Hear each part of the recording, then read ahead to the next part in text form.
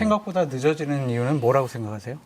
저는 확실히 장외에서 지금 좀 약간 뭐랄까요, 폭력적인 분위기라든지 이런 것들이 횡행하면서 헌법재판소에서 아까 말씀드렸던 그런 헌법 탄핵 심판은 정치 심판이기 때문에 사회 안정의 기능마저도 지금 염두에 두고 있는 게 아닌가라는 생각을 하는 거고, 저는 지금 실제로 대통령이 이번에 밖에 나오게 되면서 지금은 대통령이 기각을 노리고 좀 행보를 잠잠하게 가져가는 것 같아요. 근데 선고 이후에 대통령 행보는 또 굉장히 과격해질 수 있기 때문에 네.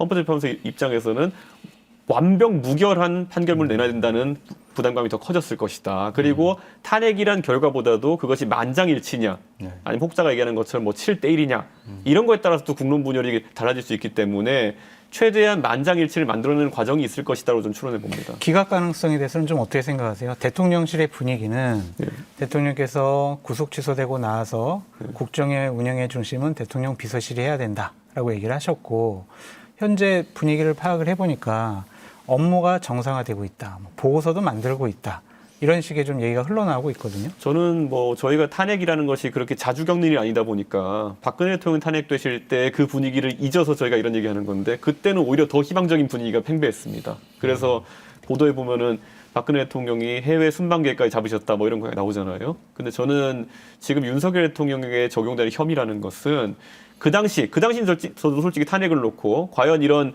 경제 공동체나 이런 새로운 이론이 탄핵에 이를 만한 것인가? 왜냐하면 그 전에 보면은 경제 공동체보다도 뭐 아들 관련 비리, 형님 관련 비리 이런 거 많았잖아요. 그런데 그럴 때도 탄핵이 안 됐었는데 이게 탄핵돼야 되는 것이냐 설왕설래했지만은 이거는 형법에서 가장 중요하게 다루는 내란에 관한 내용입니다. 그렇기 때문에 저는 이거는 박 대통령의 사례에 비춰봤을 때 만장일치 탄핵 인용이 맞다 이렇게 봅니다. 탄핵 인용이 됐을 경우에 대한 걱정들도 사실은 많이 있습니다. 지금 밖에 있는 분위기, 광장의 분위기를 보면 지금 아직 결정이 나지 않았는데도 상당히 과격하고 헌재를 뭐 가루로 만들어야 된다 얘기도 하고 그러는데, 탄핵 인용 결정이 났을 경우에 굉장히 혼란할 텐데 이걸 수습할 책임도 사실은 정치권에 있다. 저도 그렇게 생각을 하거든요. 개혁신당은 어떤 스탠스, 자세로 제가 해야 된다고 그래서 보십니까? 사실 아까 우리가 앞에서 다뤘던 이런 수사기관 간의 혼선 때문에 대통령이 탄핵되는 시점에 또는 탄핵 심판 결과 나온 시점에 결국은 구속 상태를 벗어났다는 것이 굉장히 심각한 문제라 보는 겁니다. 왜냐하면 박근혜 대통령은 나중에 탄핵되시고 한 2, 3주 있다가 이제 구속이 되셨는데 박근혜 대통령의 성정상 그런 뭐 선동적인 행위나 이런 걸 하지 않으셨어요. 그런데 지금 만약에 윤석열 대통령이 탄핵된 다음에 그러면 바로 이제 국민의힘이라는 당에서도 결국에는 경선 절차가 한 달 남짓 이어질 거 아닙니까? 네. 근데 그 과정 동안에 계속 대통령께서 어떻게든 본인의 영향력을 행사하려고 하실 거 아니겠습니까?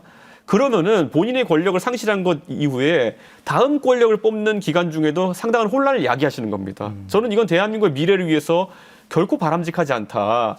지난 대통령 선거가 사실 이재명, 윤석열 두 분이 붙으면서 서로 감옥 보내기 경쟁을 해가지고 참 정책은 사라진 대선이 되지 않았습니까? 지금도 만약에 대선이 그런 형태로 윤석열 대통령의 탄핵에 대한 찬반을 로 대선이 치러진다면은 대한민국은 정말 불행한 선거 결과를 갖게 될 것이거든요. 저는 대통령께서 좀 안정을 취하셔야 되는데 그러지 않으실 분인 걸 알기 때문에 지금 되게 안타깝게 생각하고 있는 겁니다. 대통령을 좀 많이 만나보셨고 네. 성정에 대해서도 좀 잘 네. 파악을 하고 계시는 것 같은데, 탄핵 심판이 나고 난 다음에 국민의힘 대선 후보 경선이라든지 아니면은 차후에 벌어지는 전당대회에 윤석열 대통령이 본인의 정치적인 영향력을 실질적으로 반영시키고 투영시키기 위해서 노력할 것이다, 관여할 것이다, 그렇게 보세요? 전 노력하실 거라 보고요. 어떤 형식이 될까요? 저는 실제로 뭐 그 관저로 이제 탄핵 인용된 시점부터 관저에서 벗어나게 되지만은 사저로, 사저에서 누구는 드리고 누구는 오는 걸 거부하는 형태로 본인의 선호를 밝힐 것이다. 그런 생각을 합니다. 그리고 차후에 만약에 뭐 대선이 있은 다음에 국민의힘에서 만약에 전당대회나 이런 것이 있을 때는 직접 현장에 출석하는 것도 가능할 것이다. 이게 저희가 심각한 게요. 박근혜 대통령의 사례를 봐도요.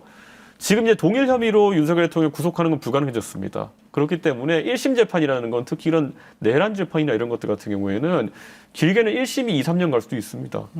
그러면 그 기간 동안에 윤석열 대통령은 어쨌든 미결인 상태로 여러 가지 정치적 활동을 할 수 있는 거거든요. 네.